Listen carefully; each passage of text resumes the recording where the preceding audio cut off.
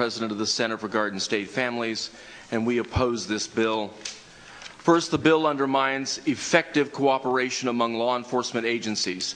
Automated license plate reader data is routinely used to investigate violent crimes, human trafficking, kidnappings, drug trafficking, stolen cars, and optimized criminal networks.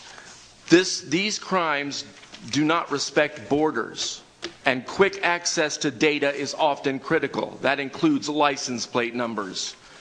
This bill prohibits sharing information unless an opt-out state agency signs a written declaration promising not to use it in specific investigations. That requirement is bureaucratic, untested, unrealistic in fast-moving situations. There are APBs out on these individuals that we're looking for, and yet now this state wants you to sign a release. It increases the likelihood that an investigation could be delayed or fail altogether. Secondly, the bill exposes individual officers and personnel to civil penalties if they inadvertently violate it. This is a complex standard applied in frontline officers who frequently respond to urgent requests. We should not be putting law enforcement in a position of choosing between public safety and personal liability. Third, the bill claims to protect privacy, but it does not address the privacy risk posed by the ALPR systems. There are no limits on data retention, no transparency, no audit requirements, and no oversight of private vendors. Instead, the bill establishes a narrow, politically motivated exception, leaving all other uses of ALPR data unregulated. If the goal is to protect privacy, this is not a privacy bill. Real privacy legislation would be comprehensive and even-handed. This is not.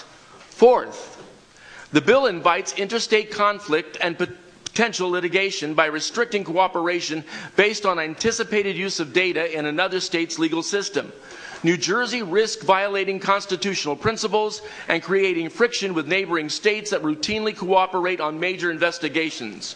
Finally, this bill attempts to create a selective data sanctuary policy. Once we establish a precedence for selectively refusing cooperation based on New Jersey's political preferences, it becomes very easy to extend that logic to other issues: firearms, drugs, immigration, or anything else.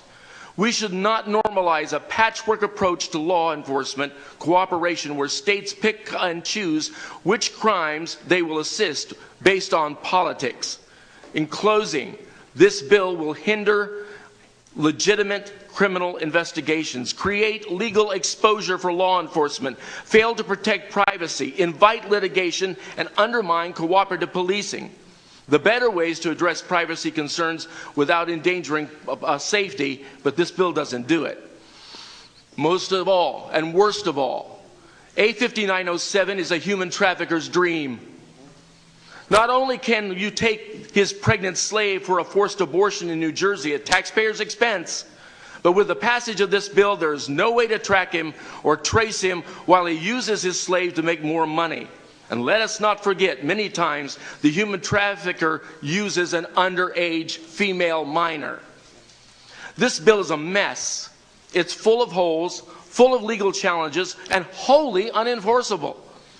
For these reasons, we respectfully urge the committee to oppose this bill.